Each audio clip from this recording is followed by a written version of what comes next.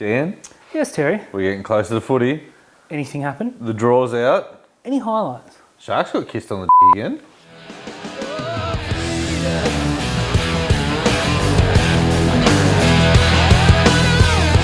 Hey everybody, welcome back to another episode of Rugby League Outlaws, brought to you by our good friends at Top Sport. Don't forget to like and subscribe. Dan, it's officially the on-season. It is. Didn't last long. No, it didn't last We got long. all the players back at training. We get on all the train the house down articles. We're getting all the filtered photos of the fatties that look skinny at the moment. And how many people are passing balls and holding like this? Get the shot. Have you got the money shot yet? So I do love it. It's absolutely amazing. So we're here to talk some footy now. Yeah, we are. And we're going to start in the Shire. We will start. Familiar Got territory. the new boardies on. I was going to say they look very, very nice. I'm feeling it. Yeah, me too. I'm feeling finsy. Yeah. It's kind of like frisky, but shark related. It is. So Dan, we're in the Shire. What's the news? What's the latest? What's the gossip? It looks like a former favourite of the shows, as in talks moving to England in young Matt Moylan, as we also kind of expected last year. Then he turned it down at the last minute. Supposedly, we weren't there. We don't know. The Lee Leopards, I believe, as I was informed, are in the market for a 5'8". They got one roster spot left, and they want Matt Moylan. And I think it's a good move for everyone involved. And I want to rubber stamp it right here, right now. Hopefully, it's done by the time this drops tomorrow. Correct. Now, the whole thing for Lee, they had a sensational season as well. Cup winners. Yeah, cup winners. Adrian Lamb did magnificent, and Lachlan Lamb has committed his future to them if they can get him some help. Yeah. Now, you might laugh at it and say, "Oh, Matt Moylan in the NRL," like I would laugh at it as well. But over there in the Super League, he should be a really good foil. Absolutely. Different. So yeah, different kind of caliber, different kind of class over there. Look, for all intents and purposes, I love Matt Moylan, but he needs to go to the Super League. He's not going to get his spot back from Braden Trindle. He's not going to jump Dykes, and Nwaitu Pudu and Riley Pollard are there as well. So we've got to start looking at the future. We can't look at the elder players. Who's the other player? Well, Connor Tracy's linked for 2025. The Dragons are very heavily in. We heard Parramatta last year sniffing around. There's a few other clubs. He's the kind of player that could probably make 3 or 4 teams starting lineup. The talk is that if the Dragons can get him to commit for 25, they'll come to Cronulla and say, well, how about now? As a Sharks fan, I would say, all good. What do you got for us? I would say, okay, now I wouldn't want to use any of the cap if possible, or if so minimal. I would say give us your biggest front rower playing in your flag, your brightest prospect. If they say no, we'll go back. As is our right. My thinking is, and I've seen a lot of people disagree with this, is that we don't need Connor Tracy. A lot of teams do, and I think he actually stands in the way of some players, which I've made very, very obvious across social media platforms. Please follow. I need the attention. Kyle Iro is currently 3rd on the depth chart behind a middle forward and a bloke that, well, what is he? I want that path clear, which is why I would let Connor Tracy go tomorrow. Not because I dislike Connor Tracy, nor have I ever been disappointed by his effort or his performances. I just don't think his future lies with Cronulla. I'd also argue, Terry, as was pointed out, and I agree with very much, he's made it pretty obvious that he wants out of the club. Not because he wants out of the club, because he wants to play first grade elsewhere. Why would you play him in round 1 over someone who is just dying to play rugby league? Yeah, my take on Connor Tracy, right, if you're going on effort every week, 10 out of 10. The effort is there. If you're going on overall performances, he's a 6 out of 10 every week, right? There's nothing spectacular. Like, even if you go back and you have a look at the Cowboys game where we won up in Townsville and he got the Paul Green medal, fantastic. He was probably our 5th best player. Look, it is what it is. Now, it's the commentators loved it. They voted on it. It is what it is, right? Fair. He's not a good centre because he can't defend. He's not a good winger because he's small, and he's not a very good fullback because he can't pass, which means he won't play in the halves. Yeah, I'm kind of phrasing it as it's a shame to see him go, and you're like, see ya, mate. It's a shame to see him go because of how well that he does fill in. Like, he went up to he went up to Coffs Harbour and absolutely gave Danny Gagai a bath and ended his Origin hopes. Yep. He then filled in for Will Kennedy admirably. Like, you can't turn around and put a knock on any of his performances because he played well. Yeah. Like you even have a look at the Roosters game. He was a 6 out of 10. He was reliable for us. Yeah, absolutely. But for Cronulla, who have got aspirations of opening a premiership window, you can't have a 6 out of 10 player. I agree. I would, it sounds terrible, but I would be okay if both were to leave this week. Yeah. Because it gives us a chance to upgrade Kylero, to bring younger players through, maybe put a Pollard in the top 30, get some experience, whatever it is. Or the other thing I've seen is, cool, if we get rid of them, we got 900K.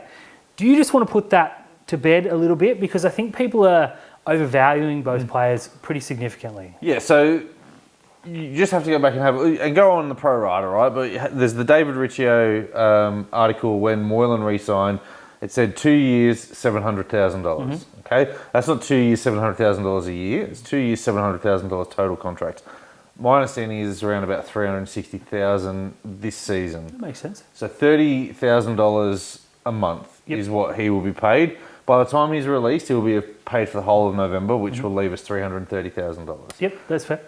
The thing with Connor Tracy, if he wants to go early, the Dragons may ask us to pay some of his wage. Yeah. Which I say no. Yeah, I don't do them any favours. No, I don't want to get dragged into that. I don't do them any favours. I wouldn't do Parramatta any favours. Yeah. If a club like the Dolphins came along and said, hey, we want Connor Tracy and we want him now, I'd probably release him with best wishes. Yeah. Because down the line you can call in a favour off of them. We're never going to get a favour from the Dragons, and while Parramatta have hopes of getting in the top 8, we ain't going to get a favour from them. No, completely fair. So I look, 600, say 600, 650 maybe, but then you've got two players. That's fair. You upgrade Kylero or Pollard if he's not in this mixed reports for Euro.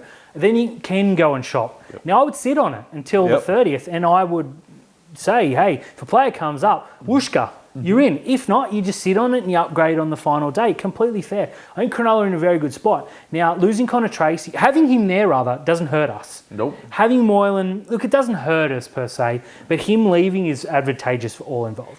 Connor Tracy, I'm sitting there and saying, we're waiting for the right offer. Someone says, oh, we got this kid who, plays a bit of fullback, it's going to cost you less than a quarter of what Connor's on. Cool, make the switch.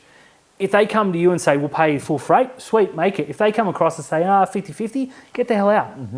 Wait, Cronulla have all the cards to play. I think we're in a very good spot. 600K would be fantastic.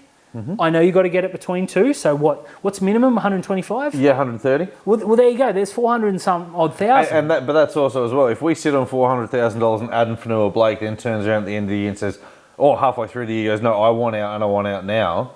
He's already been paid his money. We've got the rest of it there to pay him for the remainder of the season extend him for the seasons past. So I think it puts us in a good position. Puts us in a really good spot. Best thank you to both players for what they've done, but it's time to go, I believe. It is time to go. Now, we just mentioned him.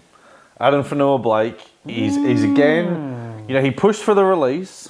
The Dragons were the only team that came for him. He turned around and said, don't worry about it. So good, The Dragons went away. Yep. He's gone back to the Warriors and said, what's the catch? What are the clauses? Dan, you've got them. What is it? Well, the Warriors have reportedly come out and said, we're only releasing you to a Sydney team, which I think is completely fair. Which he's only ever played for before he went to New Zealand. Which is completely fair. And a team that can fit him in the salary cap, so they're not going to pay him, and they want a player in return. Which for me still puts the Dragons in the front because they can say, oi, we got DeBellin, we've got Alvaro, etc. Take your pick, because you swap anyone for Fanua Blake. The Bulldogs are the other team that can fit him in the cap right away. Evidently, the Tigers, Cronulla, and one other side who I can't remember, I think it's Parramatta, but don't quote me on that, all have expressed interest, supposedly, and would have to juggle their cap. It wasn't Parramatta, it was Manly. Well, Manly, that makes sense. Parramatta have said no. The Panthers have said no. The Roosters have said no. So there's a few clubs there. Now, I just want to... The Warriors have done the right thing here. They said, okay, well, you're only going to a Sydney club. You said you wanted to go to Sydney. Stops the Broncos coming in and going, actually, we found a couple of 100,000. Stops the Broncos, stops the Titans, where a couple of his good mates play. And the Dolphins, who are chock full of money. And so I think the Warriors are very much within their right to do that. Now, them to say, we want a player in return, I think it's completely fair. Do you know what else it stops? It also stops Melbourne getting him. That would be frightening, him coming across to Melbourne and making them premiership. We just got rid of him and then they come straight back. So, well done, Warriors. I think Fanua Blake just has to sit and, I'm not going to cry too many tears for the bloke. In terms of football ability, though, if he were to become available and Cronulla had that money and we don't go in, I would be pretty devastated. Right now, I'm testing the waters. If I'm Cronulla, I'm going into 2 forwards. I'm going up to both of them and I'm saying, which one of you wants to go to New Zealand? One of you's played for New Zealand. Yep. One of you could probably make the team, or could have made the team, but chose to play for Samoa. I'm going to Braden Hamlin-Uele and I'm saying, how attached to Sydney are you? Because you were in the Cowboy system. Yeah. You played for New Zealand. Good mates with Sean Johnson. Yep. See you later. Or Royce Hunt. Well, yeah. Now, I really like what Royce Hunt did last year. My frustration with that is that you know what Braden Hamlin-Uele can be when he turns it on. Like, he can be 150, 160 metre, and then he can run for 40 metres. That's true. Now, if Adam Fanua-Blake would have come up, send them both. Yep. Send them both with bells on for all I care. Get him across. But the Warriors aren't going to let him go without anything. Yeah. And nor should they. And I don't think Fanua-Blake is going to come to the Dragons or the Bulldogs. He wants to go where he's going to win a premiership. Yeah, and I mean, who can blame him? This is a bloke who's at the back end of his career. He's on $1 million. That's been confirmed. And for a team to just say, oh, we got $1 million lying around. If your team right now, Terry, has $1 million lying around, you're in all sorts because you should be pretty close to at full capacity for next season. So for the Bulldogs and the Dragons to go, yeah, we can fit him now. I don't know how the Bulldogs can have $1 million. Looking at that side, I'm starting to think they might have $2 million. Yeah. Dan, we spoke about it the other week, but let's bring it up again. The Golden Boot, the nominations. Prestigious Golden Boot. Golden Boot. Very, nonchalant. well, it's an award. It is an award. Now, for New Zealand, James Fisher-Harris, Chance. Shans, Ronaldo, Jerome Hughes, I think there's someone else. Oh, Tarpany. Oh, yeah. Tarpany got the nomination. There's a whole bunch of English players that no one would have heard of. Harry Smith is one of them. My boy, Harry. For Australia, I believe Cam Murray. Cam Murray, Harry Grant. Harry Grant. I think Cam Murray is the only one from Australia who could hold his head up high. Yeah, I'm happy to rule him out right away. Yeah, you said Harry Smith. Yeah, I think so. For England. Now, they did win 3-0. Was against Tonga. The way I look at it is that if England had come out to Australia, they would have lost 3-0. So I think it's going to go to someone from New Zealand. They won 30-0. Leading into the final day, the Tri-Series finale, I would have said Ronaldo. I thought he did himself really well in the game. Well apart, yeah. Chance. Has to be. You're not going to get any arguments from me if Charles Nickel-Clockstar wins the Golden Boot. Now, the award is not based on anything that happened other than international football. If anyone but him wins that from New Zealand, it's wrong. It's Chance or it's Harry Smith. Yeah. There's no Australia. You lost 30-0. You don't deserve to have can't. And I mean, the Kiwis, don't get me wrong, they got flogged too. So they only lost by 8. Yeah, but in the final, it counts. They won. Yeah. So I am completely happy for either of those two to win. It depends on how they judge it. I only saw bits and pieces of what England did because it was 2 a.m. I would love Ronaldo to win it. That'd be cool. It'd make some agendas really good. But look, for me, it's Chance or Harry Smith. Yeah, it's Chance.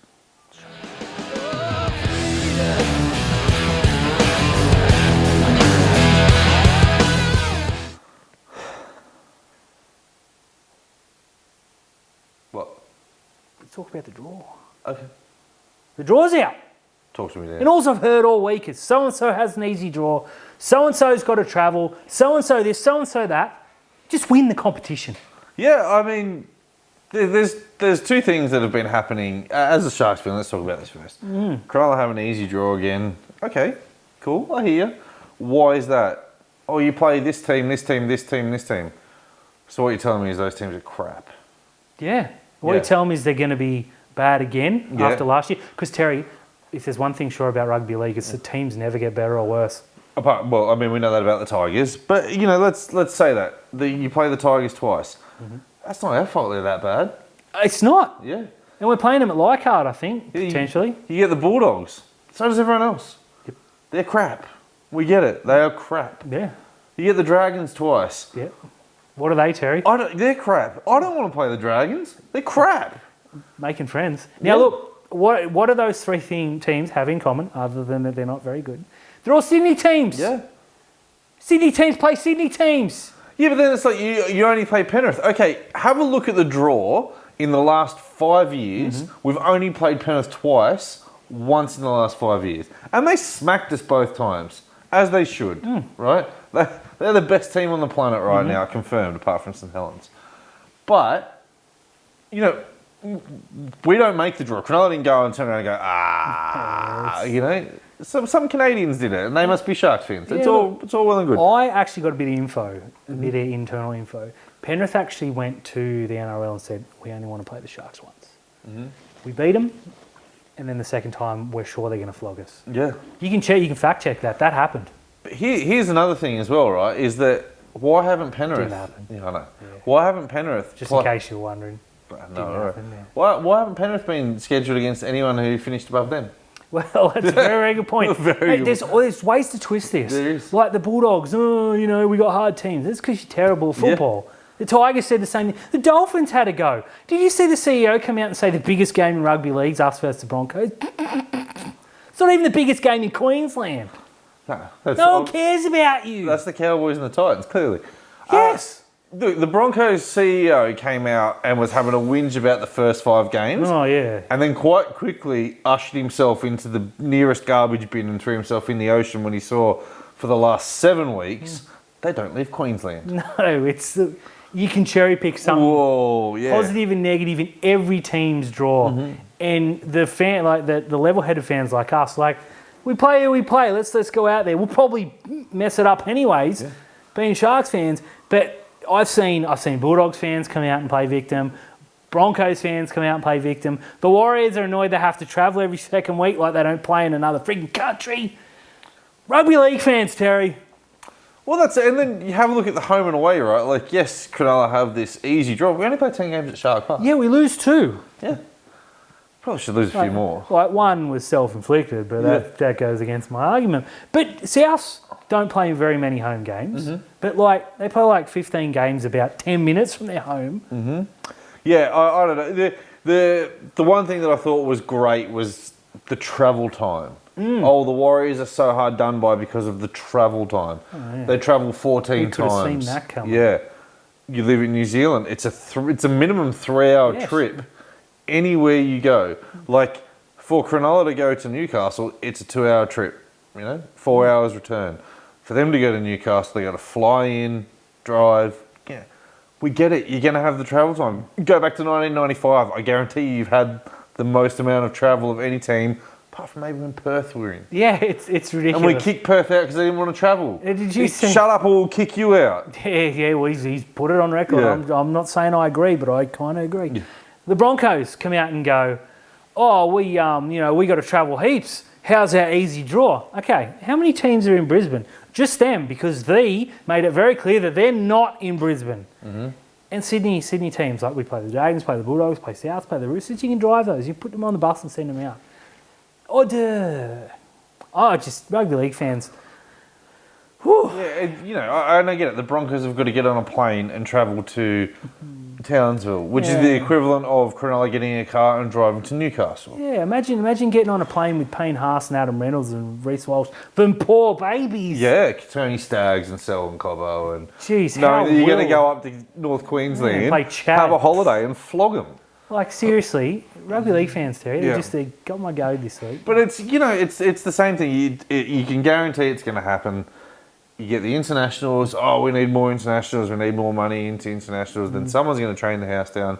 Someone's going to whinge about the draw. And eventually it's Christmas and we're just going to get on with rugby league. Yeah, and then the pre-season starts and then it'll be like, oh, the pre-season draw is lopsided. Like anybody other than Manly cares. Yeah, I just want to point this out there as well for all the people who were in my Twitter ats saying to me that Cronulla only got into the finals because of a soft draw.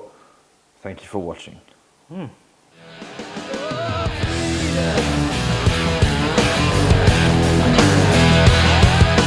Hey everybody, thank you for tuning in to another episode of Rugby League Outlaws, brought to you by our good friends at Top Sport. Don't forget to like and subscribe as we go. Now Dan, I have to let you know that this is my final episode of the season. Well, that's sad. It is. I'm offline from now on, but I've heard... Look, I'll be back. I've heard that there is a special episode coming. Very special Christmas episode coming up. I haven't yet organised a co-host. I don't know what I'm going to do. I'm on Struggle Street, but we'll deal with it when it happens. Yeah. I'm resourceful, Terry. Yeah, look, I mean, it would be great if the big man Santa himself could turn up, but what's the odds of that? Anyway, don't forget to make sure we're going to have another episode of the Knock On come out. Fins Up's always out. This episode's going to kill it. We need our rugby league, mate. Yeah, Sharks out there, and of course, if anything breaks, we'll jump on the airwaves. Yeah, well, Jay says it's his last one, but who knows? It's not, but rugby league's back, baby.